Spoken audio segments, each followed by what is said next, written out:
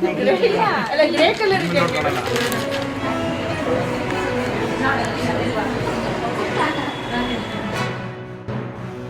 ವರ್ಷ ಈ ಥರ ಒಂದೊಂದು ಪ್ರೋಗ್ರಾಮ್ ಮಾಡ್ತಾಯಿದ್ರೆ ಕೋಲಾರದ ನಮ್ಮೆಲ್ಲರಿಗೂ ಯೂಸ್ ಆಗುತ್ತೆ ಅಂತ ಹೇಳ್ಬೋದು.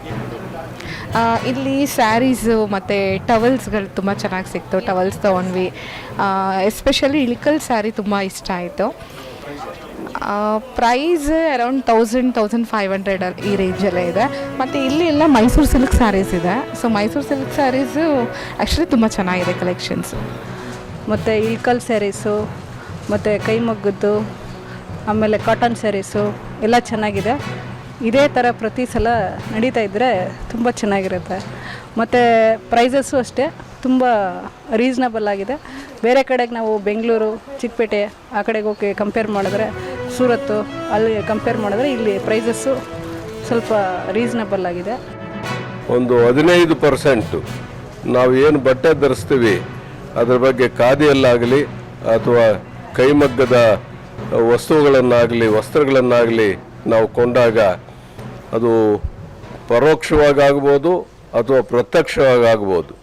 ಇವತ್ತು ಯಾರು ಅದರಿಂದಲೇ ಬದುಕ್ತಾರೆ ಅವ್ರಿಗೆ ನಾವು ಸಹಾಯ ಮಾಡ್ದಂಗೆ ಆಗ್ತದೆ ಮತ್ತು ಅವರ ಬಾಳವನ್ನು ಹಸನಾಗಬೇಕು. ಮತ್ತು ಗೌರ್ಮೆಂಟಿಂದ ಈ 20% ಡಿಸ್ಕೌಂಟ್ ಇದೆ, ತುಂಬ ಬೆನಿಫಿಟ್ ಇದೆ. ಎಲ್ಲ ಬಂದು ಪರ್ಚೇಸ್ ಮಾಡಿ ನೇಕಾರರಿಗೂ ತುಂಬ ಒಳ್ಳೆಯದಾಗುತ್ತೆ, ನಿಮಗೂ ಗ್ರಾಹಕರಿಗೂ ಸ್ವಲ್ಪ ಕಮ್ಮಿ ಸಿಗ್ತಾಯಿದೆ. ನಮ್ಮ ಯೂನಿಟಲ್ಲಿ 120 ಜನ ಮೆಂಬರ್ಸ್ ಇದ್ದಾರೆ. ಎಲ್ಲ ಮಗ್ದಲ್ಲಿ ನಾವೇ ಸ್ವಂತ ರೆಡಿ ಮಾಡ್ತೀವಿ, ಎಲ್ಲ ಶೋರೂಮ್ಗೆಲ್ಲ ಸಪ್ಲೈ ಕೊಡ್ತೀವಿ. ಮತ್ತು ಇಲ್ಲಿ ಗೋರ್ಮೆಂಟು ಕೈಮಗ್ಗ ಮೇಳ ಮಾಡ್ತದೆ, ಎಲ್ಲ ಕಡೆ ಬರ್ತೀವಿ ನಾವು. ನಮ್ಮ ಹತ್ರ ಮೈಸೂರು ಸಿಲ್ಕ್ಸ್ ಇದೆ, ಮತ್ತು ಕಂಚಿ ಸಿಲ್ಕ್ ಇದೆ, ಮತ್ತು ಬ್ರೋಕೆಟ್ ಸ್ಯಾರೀಸು, ವೆಡ್ಡಿಂಗ್ ಸ್ಯಾರೀಸು ಎಲ್ಲ ಸಿಗುತ್ತೆ.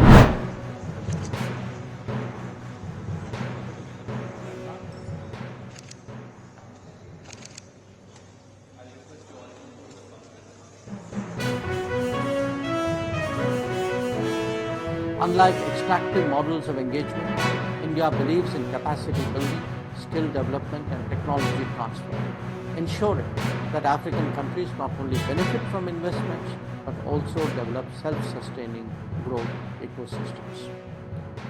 Our initiatives, such as the Indian Technical and Economic Cooperation (ITEC) program, the Pan-African E-Network project and high-impact community development projects (HICDPs), they have all strengthened local capacities across education, health and digital infrastructure.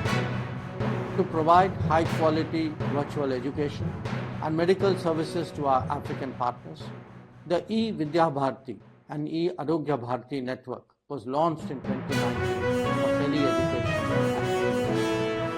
Under this initiative, youth from 19 African countries have enrolled for various courses in undergraduate, postgraduate and diploma courses.